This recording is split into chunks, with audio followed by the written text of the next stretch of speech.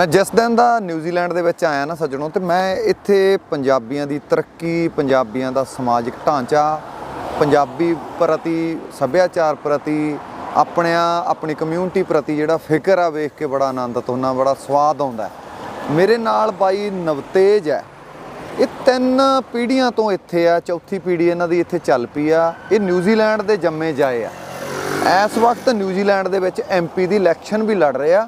मतलब मैं कह सकदा कि भविख दा MP साडे नाल खड़ा, जिहड़ा अपनी कम्यूनिटी लई जां अपने समाज लई जां अपने देश लई कानून घाड़ियां दे विच बैठा तुहानूं मिल सकदा। इस वारी नहीं तो अगली बार जरूर हो सकदा, पर एक्टिव ही हवावां जिहड़ियां इत्थे तुर फिर के, क्योंकि असीं राजनीति नूं पसंद करन वाले लोक हां तां राजनीति दी खबर लैंदे आ। तां इस वारी भी हवावां जिहड़ियां नैशनल पार्टी दे हक च बड़ियां चंगीਆਂ, मैनूं सुणन नूं बड़ा आनंद आ रिहा। ਇੱਥੇ पता लग रहा, तो आप स्वागत करते हैं। बाई सत श्री अकाल। सत श्री अकाल जी। बाई पहला मैं अपने वालों खबर देना, फिर तुहाडे तो खबर लेना। नैशनल पार्टी की बहुत कमाल हवा जी। एक तो जी तुहाडी दूसरी पार्टी है लेबर पार्टी, उसकी 2 बार सरकार रहेगी करके चेंज होना सुभाविक है जी। पर दूसरा इस बार पॉलिसियां तुहाडी पार्टी दियां सुनन च आ रहा कि चंगियां जी, पर की चंगा है बाई जी? पहला आप पार्टी दी पॉलिसियां ते गल कर लईए तां पंजाबियों नूं ज़्यादा समझ आ जाऊगी की पॉलिसियां। सब तो इंपॉर्टेंटली इत्थे जी जिहड़ा अपने रहन सहन बहुत महंगा हो गया जी, क्योंकि सारा कुछ जिहड़ा दरमदार है जी, जिहड़े इस मुल्क नूं चलाउंदे आ उन्हां दी पोर मैनेजमेंट करके इत्थे दी महंगाई, इत्थे जिहड़े मॉर्गेज रेट पे कर रहे हैं वो बहुत चढ़ गए, क्योंकि जिन्हां ने आप खुद बिजनेस नहीं चलाए, ਜਦੋਂ ਉਹਨਾਂ ਨੂੰ ਤੁਸੀਂ ਸਰਕਾਰਾਂ ਤੇ ਕੰਟਰੀ ਚਲਾਉਣ ਨੂੰ ਕਹਿ ਦਿੰਦੇ ਆ ਜੀ, ਫਿਰ ਕਿਤੇ ਨਾ ਕਿਤੇ ਭਾਵੇਂ ਵਧੀਆ ਵੀ ਉਹਨਾਂ ਦੀ ਜਿਹੜੀ ਭਾਵਨਾ ਹੋਵੇ ਉਹ ਨਹੀਂ ਗੱਲ ਬਣਦੀ। ਬਿਲਕੁਲ ਇਸੇ ਤਰ੍ਹਾਂ ਹੋਇਆ ਕੋਵਿਡ ਦੇ ਬਾਅਦ, ਇੰਨਾ ਜ਼ਿਆਦਾ ਸਾਨੂੰ ਸਾਰਿਆਂ ਨੂੰ ਇੱਥੇ ਮਾਰ ਪਈ, ਉਸ ਦੇ ਬਾਅਦ ਕੰਟਰੀ ਨੂੰ ਦੁਬਾਰਾ ਪੈਰਾਂ ਤੇ ਕਿੱਦਾਂ ਲਿਆਉਣਾ ਉਹ ਨਹੀਂ ਕਰ ਸਕੇ। ਸੋ ਸਾਡੀ ਟੀਮ ਦੇ ਕੋਲ ਡਿਸਪਲਿਨਡ ਪ੍ਰੋਪਰ ਅਪਰੋਚ, ਵਧੀਆ ਬੰਦੇ ਜਿਹੜੇ ਇਸ ਦੇ ਜਾਣੂ ਨੇ, ਆਪ ਖੁਦ ਸਕਸੈਸਫੁਲ ਬਿਜ਼ਨਸ ਰਨ ਕਰ ਚੁੱਕੇ ਨੇ, कर रहे हैं, उन्होंने पार्टी जिहड़ी आ उस दे विच पोलिटिकली अपनी कॉन्ट्रीब्यूशन करनी। सो साडी डिसिपलिनड अप्रोच ने सब तो इंपॉर्टेंटली जिहड़े इत्थे कॉस्ट ऑफ लिविंग आ ਉਹਨੂੰ ਥੱਲੇ ਲੈ ਆਉਣਾ।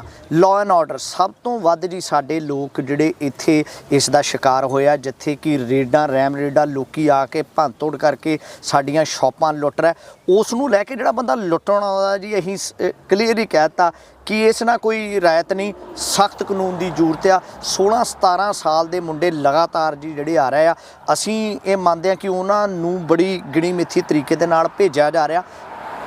ਸਾਡੀ ਨੀਤੀ ਦੇ ਵਿੱਚ ਜੀ ਅਸੀਂ ਉਹਨਾਂ ਨੂੰ ਹੈਲਪ ਕਰਨੀ ਕਿ ਦੁਬਾਰਾ ਸਮਾਜ ਦੇ ਵਿੱਚ ਵਧੀਆ ਕਦਰਾਂ ਕੀਮਤਾਂ ਅਸੀਂ ਉਹਨਾਂ ਨੂੰ ਸਿਖਾ ਕੇ ਲਿਆਉਣ ਦੀ ਕੋਸ਼ਿਸ਼ ਕਰਾਂਗੇ, ਤਾਂ ਕਿ ਉਹ ਦੁਬਾਰਾ ਇਹ ਬਾਰ-ਬਾਰ ਨਾ ਕਰੀ ਜਾਣ। ਕਈ ਤਾਂ 2-2 3-3 ਵਾਰ ਜਦੋਂ ਕਰ ਰਹੇ ਨੇ ਜੀ, ਉਹਨਾਂ ਤਾਂ ਇਹਦਾ ਇੱਕ ਕਿਸਮ ਦਾ ਖਿੱਤਾ ਬਣਾ ਲਿਆ। ਤੇ ਸਾਡਾ ਜਿਹੜਾ ਭਾਈਚਾਰਾ ਜੀ, ਅਸੀਂ ਰੀਟੇਲਰਾਂ ਦੇ ਵਿੱਚ ਖੜੇ ਹਾਂ, ਲੰਬੇ ਘੰਟੇ ਲਾਉਨੇ ਆ, ਤੇ ਮਿਊਸੀ ਦਾ ਆਲਮ ਬਹੁਤ ਜ਼ਿਆਦਾ, ਇਸ ਕਰਕੇ ਬਹੁਤ ਲੋਕੀ ਬਿਜ਼ਨਸਿਸ ਵੇਚ ਕੇ ਆਸਟ੍ਰੇਲੀਆ ਵੱਲ ਨੂੰ ਤੁਰਨ ਲੱਗ ਪਏ ਆ ਜੀ।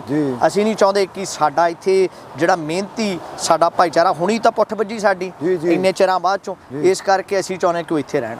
ਬਾਈ ਮੈਨੂੰ ਸੱਚੀ ਮੇਰੇ ਤੇ ਬੁਰਾ ਪ੍ਰਭਾਵ ਮੇਰੇ ਤੇ ਗਿਆ ਜੀ, ਕਿ ਜਦੋਂ ਮਤਲਬ ਗੱਡੀ ਰੋਕਦੇ ਆ ਕਿਤੇ ਤੱਕ ਆਖਿਆ ਜਾਂਦਾ ਕਿ ਮੋਬਾਈਲ ਗੱਡੀ ਦੇ ਵਿੱਚ ਨਾ ਛੱਡ ਦਿਓ, ਲੈਪਟਾਪ ਨਾ ਰਹਿ ਜੇ ਜੀ, ਤਾਂ ਉਹ ਚੀਜ਼ਾਂ ਤੋਂ ਮਤਲਬ ਮੈਨੂੰ ਭਿਣਕ ਜੀ ਮਿਲੀ ਕਿ ਇੱਥੇ ਮਤਲਬ ਚੋਰੀ ਚਕਾਰੀ ਦਾ ਹੈਗਾ ਏ ਕਿਤੇ ਨਾ ਕਿਤੇ। ਤਾਂ ਉਹ ਤੁਸੀਂ ਗੱਲ ਨੂੰ ਪਹਿਲਾਂ ਹੀ ਕਵਰ ਕਰਤਾ। ਮੈਂ ਸੱਚੀ ਤੁਹਾਡੇ ਤੋਂ ਪੁੱਛਣਾ ਸੀਗਾ ਕਿ ਵਾਕਈ ਤੁਹਾਡੀ ਪਾਲਿਸੀ ਦੇ ਵਿੱਚ ਇਹ ਚੀਜ਼ ਹੈਗੀ ਆ ਜੀ। ਬਾਈ ਥੋੜਾ ਜਿਹਾ ਆਪਾਂ ਇਹ ਵੀ ਗੱਲ ਕਰ ਲਈਏ, ਪੰਜਾਬੀ ਆਪਣੇ ਪੰਜਾਬ ਵਾਲੇ ਵੀ ਸੁਣਨਗੇ ਜੀ। ਤੁਹਾਡੀ ਤੀਸਰੀ ਪੀੜ੍ਹੀ ਹੈ, ਤੁਸੀਂ ਪੈਦਾ ਹੋਣ ਵਾਲੇ ਇੱਥੇ ਨਿਊਜ਼ੀਲੈਂਡ 'ਚ ਪੈਦਾ ਹੋਣ ਵਾਲੇ ਦੂਸਰੇ ਆਪਣੇ ਪਰਿਵਾਰ 'ਚੋਂ ਦੂਸਰੇ ਬੰਦੇ ਹੋਵੋਗੇ। ਤੁਹਾਡੇ ਬਾਪੂ ਜੀ ਪੈਦਾ ਹੋਏ? ਮੇਰੇ ਜੀ ਪੜਦਾਦਾ ਜੀ 1920 ਦੇ ਵਿੱਚ ਇੱਥੇ ਆਏ ਸੀ। ਪੜਦਾਦਾ ਜੀ ਹਾਂਜੀ। ਬੇਸਿਕਲੀ ਅਸੀਂ ਜਲੰਧਰ ਦੇ ਲਾਗੇ ਪਿੰਡ ਆਈ ਸਾਡਾ ਰੰਧਾਵਾ ਮਸੰਦਾ। ਅਸੀਂ ਮੇਰੇ ਪੜਦਾਦਾ ਜੀ ਦੇ ਫਾਦਰ ਸਾਹਿਬ 1905 ਦੇ ਵਿੱਚ 5-6 ਦੇ ਵਿੱਚ ਜੀ ਸਟਾਕਟਨ ਯੂਬਾ ਸਿਟੀ ਗਏ ਸੀ ਪੜਦਾਦਾ ਜੀ ਦੇ ਫਾਦਰ ਸਾਹਿਬ। ਫਿਰ ਉੱਥੋਂ ਕਮਾਈਆਂ ਕਰਕੇ ਤੇ ਪਿੱਛੇ ਜ਼ਮੀਨ ਪੰਜਾਬ 'ਚ ਸਾਡੇ ਪਿੰਡ ਲਈ, ਨਾਲ ਦੇ ਨਾਲ ਫਿਰ ਆਪਣਾ ਬੇਟਾ ਜਿਹੜਾ ਮੇਰਾ ਪੜਦਾਦਾ ਉਹਨੂੰ ਪੜ੍ਹਾਇਆ, ਪੜ੍ਹਾ ਕੇ ਫਿਰ ਭੇਜਿਆ ਬਾਹਰ ਕਿ ਨਹੀਂ ਦੁਨੀਆ ਦੇ ਵਿੱਚ ਜਾ ਕੇ ਆਪਣੇ ਰਿਜ਼ਕ ਜਿਹੜਾ ਕਮਾਉਣਾ, ਬਾਹਰ ਦੁਨੀਆ ਬਹੁਤ ਵਧੀਆ, ਉੱਥੇ ਆਪਾਂ ਸੇਵਾ ਕਰਨਾ।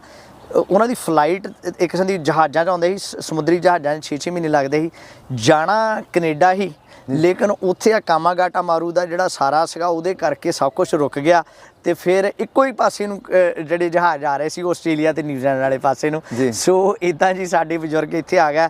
ਇੱਥੇ ਪਹਾੜੀਆਂ ਜਿਹੜੀਆਂ ਝਾੜੀਆਂ ਜੀ 1920 ਦੇ ਵਿੱਚ ਆ ਕੇ ਕੱਟੀਆਂ ਤੇ ਪੋਸਟ ਗ੍ਰੈਡ ਸੀ ਉਸ ਟਾਈਮ। ਪੜਦਾਦਾ ਜੀ ਕਹਿੰਦੇ ਹੁੰਦੇ ਨਾ ਆਪਣੇ ਕਮੀਜ਼ ਦੇ ਇੱਥੇ ਗੱਲ ਕਰਦੇ ਸਲੀਵ ਤਾਂ ਨੂੰ ਚਾੜ ਕੇ ਤੇ ਫਿਰ ਇੱਥੇ ਜਿਹੜੇ ਆਪਣੇ 40 ਸਾਲ ਜੀ ਉਹਨਾਂ ਨੇ ਝਾੜੀਆਂ ਕੱਟੀਆਂ ਤੇ ਪਹਿਲੇ ਫਾਰਮ ਲੈ। ਫਿਰ ਆਪਣੇ ਅਸੀਂ 2 ਪੀੜ੍ਹੀਆਂ ਇੱਥੇ ਜਿਹੜਾ ਡੇਅਰੀ ਦਾ ਮਿਲਕਿੰਗ ਦਾ ਕੰਮ ਕੀਤਾ ਜੀ ਇੱਥੇ ਤੇ ਫਿਰ ਸ਼ਹਿਰਾਂ 'ਚ ਆ ਕੇ ਤੇ ਹੁਣ ਜੀ ਮੈਂ ਚੌਥੀ ਪੀੜ੍ਹੀ, ਮੇਰੇ ਬੱਚੇ 5ਵੀਂ ਪੀੜ੍ਹੀ ਆ ਇੱਥੇ ਤੇ ਅਸੀਂ ਫਿਰ ਹੁਣ ਕਮਿਊਨਿਟੀ ਦੇ ਵਿੱਚ ਜੀ ਵਿਚਰਦੇ ਹਾਂ। ਪੜਦਾਦਾ ਜੀ ਉਹਨਾਂ ਨੇ ਸਭ ਤੋਂ ਪੁਰਾਣੀ organisation New Zealand central Indian association ਬਣਾਈਆਂ ਜਿਹਦੀ 100 ਸਾਲ ਤਕਰੀਬਨ ਹੋ ਗਿਆ ਤੇ 100 ਤੋਂ ਉੱਪਰ ਬ੍ਰਾਂਚਸ ਆ ਜੀ ਉਹਨਾਂ ਦੀਆਂ ਨਿਊਜ਼ੀਲੈਂਡ 'ਚ। ਭਾਰਤੀ ਭਾਈਚਾਰੇ ਨੂੰ ਸਪੋਰਟ ਕਰ ਰਹੇ ਆ। ਦਾਦਾ ਜੀ ਉਹਨਾਂ ਨੇ ਪਹਿਲਾ ਗੁਰਦੁਆਰਾ ਸਾਹਿਬ ਜਿਹੜਾ ਹੈਮਿਲਟਨ ਦਾ ਉਸ ਦੇ ਵਿੱਚ ਜੀ ਨਾਲ ਪਾਇਆ। ਹਾਂਜੀ, ਜਿੱਥੇ ਤੁਸੀਂ ਕੱਲ੍ਹ ਸੋ ਪੜਦਾਦਾ ਜੀ ਹੁਣੀ ਜੀ ਉਹਦੇ ਫਾਊਂਡਿੰਗ ਮੈਂਬਰ ਢਾਲ ਇਕੱਠੀ ਕਰਕੇ ਸਾਰਿਆਂ ਨੇ ਇਕੱਠਿਆਂ ਨੇ ਬਣਾਇਆ ਜੀ 5 ਮੈਂਬਰਾਂ ਨੇ। ਤੇ ਫਿਰ ਫਾਦਰ ਸਾਹਿਬ ਨੇ ਇਹ ਗੁਰਦੁਆਰਾ ਜੀ ਜਿਹੜਾ ਇੱਥੇ ਪੈਪਟੋਈ ਦੇ ਵਿੱਚ ਆ, ਇਸ ਦੇ ਵਿੱਚ ਪਹਿਲੇ ਪ੍ਰੈਜ਼ੀਡੈਂਟ ਵੀ ਸੀ ਤੇ ਇੱਧਰ ਜੀ ਆਪਣੇ ਵੀ। ਸੋ ਮੇਰੀ ਸਦਾ ਹੀ ਕਮਿਊਨਿਟੀ ਦੇ ਵਿੱਚ ਜਿੱਦਾਂ ਉਂਗਲੀ ਫੜ ਕੇ ਇਹੀ ਦੇਖਿਆ ਤੇ ਇਸ ਕਰਕੇ ਨੈਚੁਰਲੀ ਫਿਰ ਜਦੋਂ ਪੋਲੀਟਿਕਸ ਵੱਲ ਨੂੰ ਆਏ ਇਹਦਾ ਕਾਰਨ ਇਹੀ ਸੀਗਾ ਕਿ ਜਦੋਂ ਕੋਵਿਡ ਦੇ ਦੌਰਾਨ ਸਾਡੇ ਬੰਦੇ ਇੰਡੀਆ ਸਟਕ ਹੋ ਗਏ, ਕੋਈ ਬਾਤ ਨਾ ਪੁੱਛੇ। ਫਿਰ ਆਪਣੇ ਜਦੋਂ ਰੈਮ ਰੇਡਾਂ ਹੋ ਰਹੀਆਂ ਕੋਈ ਬਾਤ ਨਾ ਪੁੱਛੇ।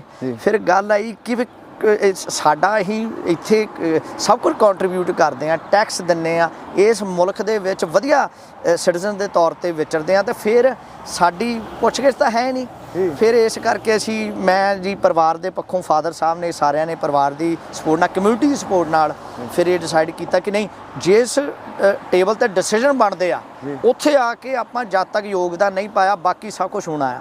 ਜਿੱਦਾਂ ਗੁਰੂ ਸਾਹਿਬ ਨੇ ਕਿਹਾ ਕਿ ਕੋਈ ਕਿਸੇ ਕੋ ਰਾਜ ਨਾ ਦੀ ਹੈ ਜੋ ਲੀ ਹੈ ਨਿਜ ਬਲ ਸੇ ਲੀ ਹੈ। ਮੈਨੂੰ ਨਵਤੇਜ ਭਾਈ ਇੱਕ ਗੱਲ ਹੋਰ ਦੱਸੋ। ਇੱਕ ਨਾ ਬੜੇ ਫਿਕਰਮੰਦ ਆ ਪੰਜਾਬੀ, ਬੜਾ ਇੱਕ ਮੈਨੂੰ ਉਹ ਲੱਗਦਾ ਕਿ ਉਹ ਇੱਕ ਅਫਵਾਹ ਹੈ। ਉਹ ਪਤਾ ਕੀ ਅਫਵਾਹ, ਜਦੋਂ ਪੰਜਾਬੀ ਇੱਥੋਂ ਉੱਠ ਜਾਂਦੇ ਤੇ ਉਹ ਕਹਿੰਦੇ ਸਾਡੀ ਅਗਲੀ ਪੀੜ੍ਹੀ ਖਤਮ ਹੋ ਜੂ। ਤੁਹਾਡੀ ਚੌਥੀ ਨਹੀਂ ਖਤਮ ਹੋਈ। ਤੁਸੀਂ ਮੇਰੇ ਬਰਾਬਰ ਦੇ ਪੰਜਾਬੀ ਆ, ਉਹ ਗੱਲਾਂ ਕਰਦੇ ਆ ਢਾਲ ਬਣ ਗਏ ਆ, ਉਹ ਹੋ ਗਿਆ ਇੱਕ ਮੁੱਠ ਹੋ ਜਾਓ ਪੰਜਾਬੀਓ। ਤੁਹਾਡੀ ਪੰਜਾਬੀ ਕਮਾਲ ਆ। ਹਾਂਜੀ, ਕਿਉਂਕਿ ਸਾਡੇ ਦੀ ਪਰਿਵਾਰ ਦੇ ਵਿੱਚ ਕਿਉਂਕਿ ਸੁੱਖ ਨਾਲ ਵਾਹਿਗੁਰੂ ਦੀ ਕਿਰਪਾ ਨਾਲ ਉੱਥੇ ਵੀ ਜ਼ਮੀਨ ਤੇ ਸਾਰਾ ਕੁਝ ਹੈਗਾ। ਸੋ ਸਾਡੇ ਪਰਿਵਾਰ 'ਚ ਟ੍ਰੈਡੀਸ਼ਨ ਹੈ। ਮੇਰੇ ਫਾਦਰ ਸਾਹਿਬ ਵੀ ਪੜ੍ਹਨ ਗਏ ਜੀ ਇੱਥੇ, ਪੜ੍ਹ ਕੇ ਫਿਰ ਉੱਥੇ ਇੰਡੀਆ ਪੜ੍ਹਨ ਗਏ ਤੇ ਫਿਰ ਮੇਰੇ ਡੈਡੀ ਹੁਣੀ ਸਾਨੂੰ ਵੀ ਲੈ ਕੇ ਗਏ ਜੀ ਤੇ ਇੰਡੀਆ ਦੇ ਵਿੱਚ ਆਪਣੇ ਮੇਰੇ ਡੈਡੀ ਹੁਣਾਂ ਨੇ 11 ਸਾਲ ਸਰਪੰਚੀ ਕੀਤੀ ਜੀ ਆਪਣੇ ਰੰਧਾਵਾ ਮਸੰਦਾ ਪਿੰਡ ਤੇ ਅਸੀਂ ਪਿੰਡ 'ਚ ਰਹਿ ਕੇ ਸ਼ਹਿਰ DAV ਕਾਲਜ ਜਲੰਧਰ ਲਾਗੇ ਦਿਆਨੰਦ ਮਾਡਲ ਸਕੂਲ ਹੈ। ਸੋ ਉੱਥੇ ਹਿੰਦੀ, ਪੰਜਾਬੀ, ਇੰਗਲਿਸ਼ ਸਿੱਖੀ। ਸੋ ਉੱਥੇ ਵੀ ਉਹ ਵੀ ਆਪਣਾ ਜੀ, ਆ ਵੀ ਆਪਣਾ। ਸੋ ਇਸ ਕਰਕੇ ਦੋਨੋਂ ਪਾਸੇ ਮੈਂ ਕਹੂੰਗਾ ਵਾਹਿਗੁਰੂ ਨੇ ਜੀ ਬਹੁਤ ਵਧੀਆ ਸਮਾਂ ਹੁਣ ਤੱਕ ਦਿੱਤਾ ਤੇ ਸਾਰਾ ਕੁਝ ਜੀ ਪਰਿਵਾਰ ਦੇ ਨਾਲ ਹੋ ਕੇ ਜਿਹੜਾ ਹੁਣ ਇੱਕ ਕਿਸਮ ਦਾ ਮੈਂ ਮਹਿਸੂਸ ਕਰਦਾ ਇਹ ਕਮਿਊਨਿਟੀ ਤੇ ਇਹ ਜਿਹੜਾ ਹੁਣ ਪ੍ਰੋਜੈਕਟ ਹੈ ਇਸ ਦੇ ਵਿੱਚ ਆਪਣੀ ਕਮਿਊਨਿਟੀ ਉਦੋਂ ਹੀ ਪ੍ਰਫੁੱਲਤ ਹੋਊਗੀ ਜਦੋਂ ਆਪਾਂ ਨਾਲ ਹੋ ਕੇ ਸਮਾਂ ਦੇ ਕੇ ਇੱਧਰ ਨੂੰ ਹੱਥ ਪਾਵਾਂਗੇ। ਸੋ ਇਸ ਕਰਕੇ ਤੁਰਿਆ ਜੀ।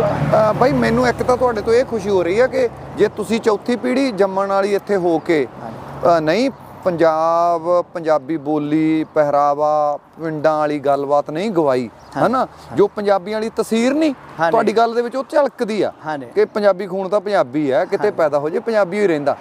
ਤਾਂ ਇੱਕ ਤਾਂ ਮੈਨੂੰ ਉਹ ਚੀਜ਼ ਤੋਂ ਖੁਸ਼ੀ ਹੋ ਰਹੀ ਆ, ਆਨੰਦ ਆ ਰਿਹਾ। ਸ਼ੁਕਰੀਆ।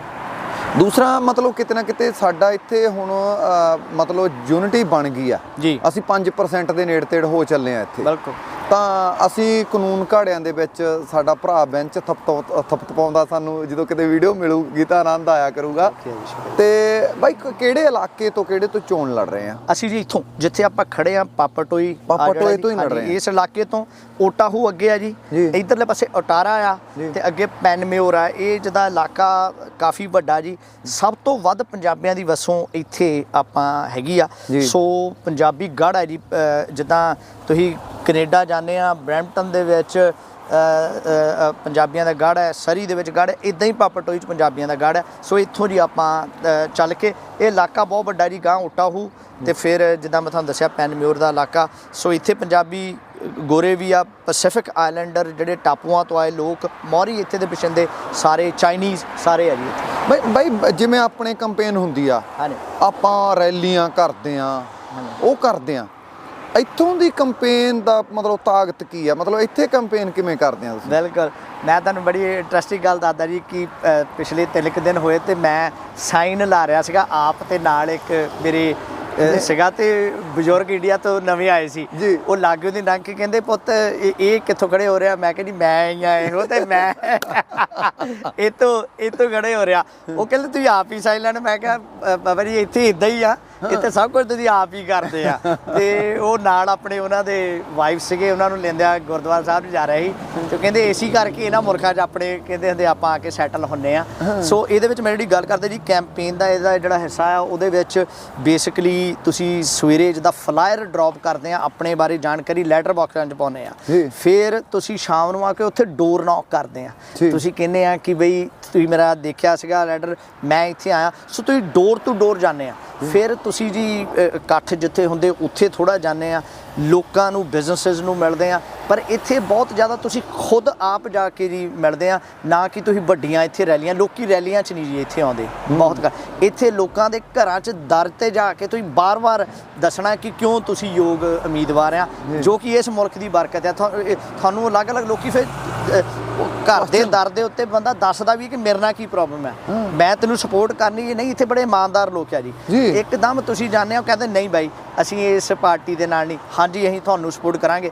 ਇਹ ਵੀ ਕਹਿੰਦੇ ਖੁੱਲ੍ਹ ਕੇ ਕਿ ਪਿਛਲੀ ਵਾਰ ਤਾਂ ਅਸੀਂ ਉਹਨਾਂ ਨੂੰ ਕੀਤੀ ਸੀ, ਐਤਕੀ ਤੁਹਾਨੂੰ ਕਰਾਂਗੇ ਕਿਉਂਕਿ ਉਹਨਾਂ ਨੇ ਵਧੀਆ ਪਾਲਿਸੀ ਨਹੀਂ ਲੈ ਕੇ ਆਈਆਂ। ਸੋ ਇਹ ਗੱਲ ਬੜੀ ਇੰਟਰਸਟਿੰਗ ਹੈ ਕਿ ਇੱਥੇ ਜਦੋਂ ਤੁਸੀਂ ਕਰਦੇ ਆ, ਆਪ ਖੁਦ ਸਿੱਖ ਕੇ ਜਿਹਨਾਂ ਲੋਕਾਂ ਨੂੰ ਤੁਸੀਂ ਰਿਪਰੈਜ਼ੈਂਟ ਕਰਨਾ, ਉਹਨਾਂ ਦੀਆਂ ਪ੍ਰੋਬਲਮਸ ਵੀ ਨਾਲ ਦੇ ਨਾਲ ਤੁਹਾਨੂੰ ਪਤਾ ਲੱਗ ਜਾਂਦੀਆਂ, ਸੋਲੂਸ਼ਨ ਵੀ ਉਹੀ ਦੱਸਣ ਲੱਗ ਪੈਂਦੇ ਆ। ਸੋ ਇਹ ਬਹੁਤ ਵੱਡੀ ਗੱਲ ਹੈ ਲੋਕਾਂ ਦੀ।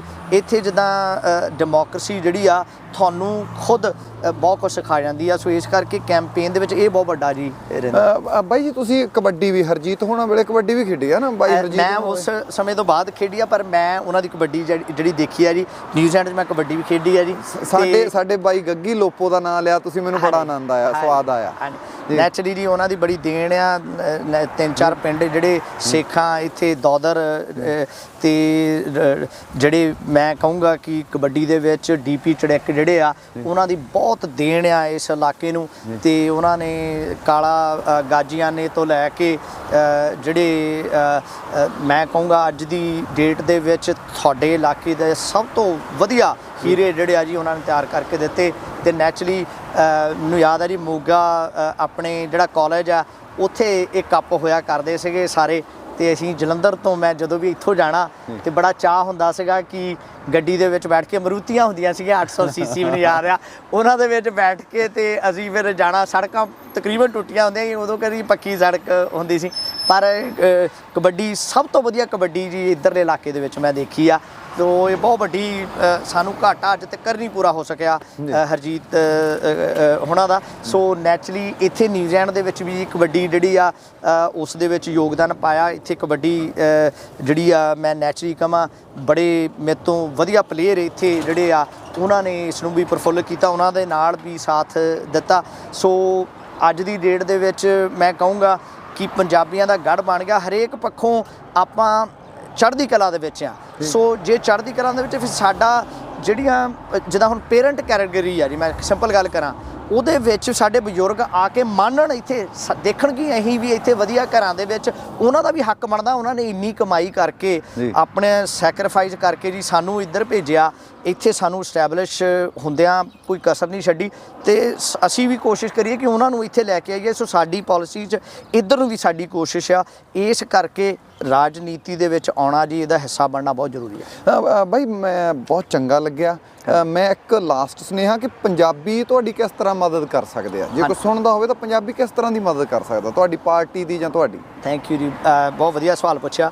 ਸਭ ਤੋਂ ਇੰਪੋਰਟੈਂਟਲੀ ਜੀ ਸਾਡੇ ਸੁੱਖ ਨਾਲ ਨਵੇਂ ਨੌਜਵਾਨ ਪਰਿਵਾਰ ਭੈਣਾਂ ਸਾਡੀਆਂ ਉਹ ਰੀਸੈਂਟਲੀ ਪੱਕੇ ਹੋਏ ਆ ਜੀ। ਸੋ ਜੇ ਤੁਸੀਂ ਪੱਕੇ ਹੁੰਦੇ ਆ ਤਾਂ ਤੁਹਾਨੂੰ ਸਿਟੀਜ਼ਨਸ਼ਿਪ ਹੋਣ ਦੀ ਵੇਟ ਨਹੀਂ ਕਰਨ ਦੀ ਜ਼ਰੂਰਤ। ਤੁਸੀਂ ਪੀਆਰ ਹੁੰਦੇ ਸਾਰੀ ਵੋਟ ਪਾ ਸਕਦੇ ਆ ਜੀ ਇਹ ਸਭ ਤੋਂ ਇੰਪੋਰਟੈਂਟ ਆ ਬਹੁਤ ਲੋਕਾਂ ਦੇ ਵਿੱਚ ਇਹ ਆ ਕਿ ਖਣੀ ਅਸੀਂ ਸਿਟੀਜ਼ਨ ਬਣੇ ਤੇ ਉਦੋਂ ਆ ਸੋ ਸਿਟੀਜ਼ਨ ਤਾਂ ਪਾਈ ਸਕਦੇ ਪੀਆਰ ਵੀ ਪਾ ਸਕਦੇ ਆ ਸੈਕੰਡਲੀ ਆਪਾਂ ਵੋਟ ਪਾਉਣ ਜ਼ਰੂਰ ਜਾਣਾ ਅਸੀਂ ਬਹੁਤ ਵਾਰ ਕਈ ਵਾਰ ਕਹਿੰਦੇ ਕੰਨੀ ਕਤਰਾ ਜਾਂਦੇ ਆ ਕਿ ਛੱਡੋ ਸਾਡੀ ਇੱਕ ਵੋਟ ਨਾਲ ਇੱਕ ਫਰਕ ਬਹੁਤ ਫਰਕ ਪੈਂਦਾ ਬਾਈ ਜੀ ਸੋ ਇਸ ਕਰਕੇ ਐਤਕੀ ਲਾਮਬੰਦ ਹੋ ਕੇ ਆਪਾਂ ਸਾਰਿਆਂ ਨੇ ਵੋਟ ਪਾਉਣ ਜਾਣਾ 2 ਤਰੀਕ ਤੋਂ ਅਰਲੀ ਵੋਟਿੰਗ ਸ਼ੁਰੂ ਹੋਣੀ ਜਿਹੜੇ ਪੰਜਾਬ ਦੇ ਵਿੱਚ ਹੈ ਜੀ ਉਹਨਾਂ ਨੂੰ ਰਿਕੁਐਸਟ ਹੈ ਆਪਣੇ ਇੱਥੇ ਰਿਸ਼ਤੇਦਾਰਾਂ ਨੂੰ ਸਾਰਿਆਂ ਨੂੰ ਕਹੋ ਕਿ ਫੋਨ ਕਰਕੇ ਕਿ ਬਈ ਆਪਾਂ ਦੇਖੀ ਸੀ ਵੀਡੀਓ ਤੇ ਆਪਾਂ ਵੋਟ ਪਾਉਣ ਜ਼ਰੂਰ ਜਾਣਾ ਬਸ ਇੰਨਾ ਹੀ ਮੇਰਾ ਮੈਸੇਜ ਰਹੂਗਾ ਜੀ ਬਹੁਤ ਬਹੁਤ ਬਾਈ ਦੁਆਵਾਂ ਤੁਹਾਡੀ ਪਾਰਟੀ ਦੀ ਸਰਕਾਰ ਹੋਵੇ ਮੈਂ ਅਗਲੀ ਵਾਰ ਨੂੰ ਜਦੋਂ ਆਵਾਂ ਤੇ ਮੈਂ ਐਮਪੀ ਨੂੰ ਮਿਲਾਂ ਇਸ ਵਾਰ ਕੰਪੇਨ ਕਰ ਰਿਹਾ ਤੇ ਸਰਕਾਰ ਦੇ ਵਿੱਚ ਤੁਸੀਂ ਹੋਮੋ ਤੇ ਮਾਪਿਆਂ ਲਈ ਥੋੜਾ ਪਾਲਿਸੀਆਂ ਦੀ ਲੋੜ ਹੈਗੀ ਆ ਮਾਪਿਆਂ ਲਈ ਪਾਲਿਸੀਆਂ ਦੀ ਬੱਚੇ ਇੱਥੇ ਪੱਕੇ ਹੋ ਜਾਂਦੇ ਬੱਚਿਆਂ ਨੂੰ 3-3 ਮਹੀਨਿਆਂ ਬਾਅਦ ਮਾਪੇ ਵਾਪਸ ਕਰਨੇ ਪੈਂਦੇ ਆ ਮੈਨੂੰ ਲੱਗਦਾ ਵੀ ਮੇਰੇ ਵੱਲੋਂ ਰਿਕੁਐਸਟ ਆ ਵੀ ਇਹ ਪਾਲਿਸੀ ਵੀ ਤੁਸੀਂ ਲੈ ਕੇ ਆਓ ਲੈ ਕੇ ਆਓਗੇ ਚੰਗੀਆਂ ਪਾਲਿਸੀਆਂ ਇਹਦੇ ਲਈ ਤੁਹਾਡਾ ਧੰਨਵਾਦ ਵੀ ਕਰਦੇ ਆ ਤੁਹਾਡੇ ਤੋਂ ਦੁਆਵਾਂ ਵੀ ਆ ਉਮੀਦਾਂ ਵੀ ਆ ਸੱਜਣਾ ਜਿਉਂਦਾ ਵਸਦਾ ਰਹੇ ਬਹੁਤ ਬਹੁਤ ਧੰਨਵਾਦ ਥੈਂਕ ਯੂ